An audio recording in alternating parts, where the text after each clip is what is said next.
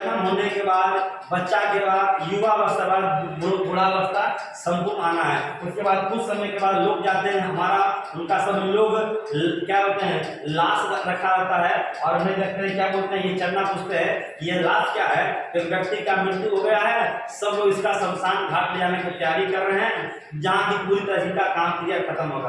तो बोलने की ये भी हमारा मतलब ये देखा जाए, बीमार व्यक्ति, बूढ़ा व्यक्ति सब और ये मिलते हैं। लास्ट हमारा जो जाता है सन्यासी, ठीक है। सन्यासी के बाद बोलते हैं ये सन्यासी क्या है, तो सन्यासी को बोला जाता है इसको ना तो किसी प्रकार का लोभ है, ना किसी प्रकार का कोई टेंशन है।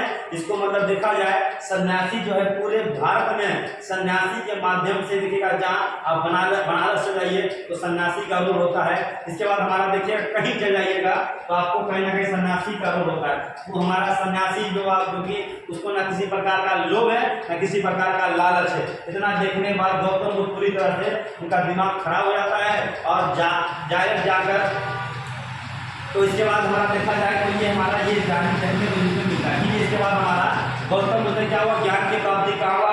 उसका देखिए गौतम बुद्ध से क्वेश्चन जाता है। गौतम बुद्ध से अगर आपसे क्वेश्चन आ गया कि गौतम बुद्ध का 4 प्रमुख जगह, ठीक है, जिसे पता होगा जन्म कहाँ होगा, जन्म इनका हुआ कपिल वस्तु के लुम्बिनी में, कहाँ हुआ, लुम्बिनी में। और ज्ञान की प्राप्ति कहाँ हुआ दोस्तों, तो ज्ञान की प्राप्ति हमारा ये हो गया बोध गया में, कहाँ हुआ, बोध गया में। क्वेश्चन आता है कि सबसे पहला उपदेश कहाँ दिए थे, तो सबसे पहला उपदेश दिए थे सारनाथ में। कहाँ दिए थे, सारनाथ में। किसको दिए थे, धन्ना नामक सेठ को दिए। और इसी को कहा जाता है धर्म चक्र परिवर्तन। जगह धर्म चक्र परिवर्तन किसे कहा जाता है, तो धर्म चक्र परिवर्तन कहा जाता है जैसे इन्होंने उपदेश दिए उसे कहते हैं धर्म चक्र परिवर्तन। इसके बाद आता है इनका मृत्यु कहाँ हुआ दोस्तों, इनका मृत्यु हुआ है कुशीनगर देवरिया में। ठीक है, तो इनका मृत्यु पूछता है 483 ईसा पूर्व में। मृत्यु होने के बाद घटना को क्या कहा जाता है, जैसा ही हो गया मृत्यु तो महापरिनिर्वाण कहा जाता है। ठीक है, तो उससे पूछेगा आपका गौतम बुद्ध के बारे में इतना हमने बता दिया। अब हम आगे की ओर बढ़ते हैं। जैसे दोस्तों गौतम बुद्ध को ज्ञान की प्राप्ति हो गया, तो ज्ञान प्राप्ति हो जाने के बाद इसे आपको भी कहने में ज्ञान प्राप्ति हो जाता है तो ज्ञान क्या करते हैं, बांटते हैं। तो ज्ञान पहला उपदेश कहाँ दिए थे, तो पहला उपदेश महात्मा बुद्ध ने कहाँ दिए दोस्तों, याद रखिएगा। ये उपदेश दिए थे कहाँ, ये उपदेश दिए थे आपको पूरी तरह से। सबसे पहला उपदेश पूछेगा कहाँ बांटे थे, तो गौतम बुद्ध ने अपना पहला उपदेश दिए, कहाँ दिए थे। उसका जब उपदेश कितना उपदेश था, तो पहला उपदेश दिए थे धन्ना नामक सेठ को। और कितना उपदेश दिए दोस्तों, याद रखिएगा, ये 4 उपदेश देते हैं। ठीक है, 4 उपदेश में पहला नाम आता है दोस्तों, याद रखिएगा।